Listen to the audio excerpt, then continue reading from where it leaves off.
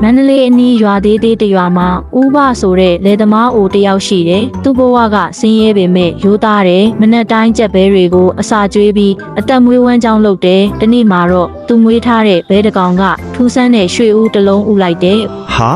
ဒါရွှေအစ်စ်ကြီးပါလား သူရွှေဦးကိုမြို့မှာသွားရောက်နေငွေတွေအများကြီးရလာတယ်။နောက်နေ့ဘဲကထပ်ပြီးရွှေဦးတဲ့ဒီလိုနဲ့နေတိုင်းရွှေဦးတစ်လုံးရလာတော့ဥပရဲ့ဘဝပြောင်းလဲလာတယ်။ဒါပေမဲ့လူစိတ်ဆိုတာရတဲ့လောက်နဲ့မတင်းတိမ်တက်ဘူး ဟွန်းနေတိုင်းတစ်လုံးမဲရတာကြာလုံးနဲ့ဘဲပိုက်ထဲမှာရွှေဥတွေအများကြီးရှိမှာပဲတခါတည်းထုတ်ယူလိုက်ရင်ငါချက်ချင်းတထေးဖြစ်ပြီ ။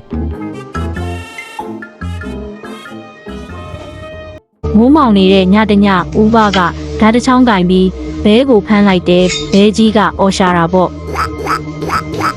ခဏကြာတိတ်ဆိတ်သွားတယ်။ဥပကဘဲပိုက်ကိုခွဲကြည့်တယ်။ဒါပေမဲ့အထဲမှာတာမန်ဘဲတကောင်ရဲ့ဦးသေးတွေပဲရှိတယ်။ရွှေတစ်လုံးမှမရှိဘူး။ဥပလည်းငါ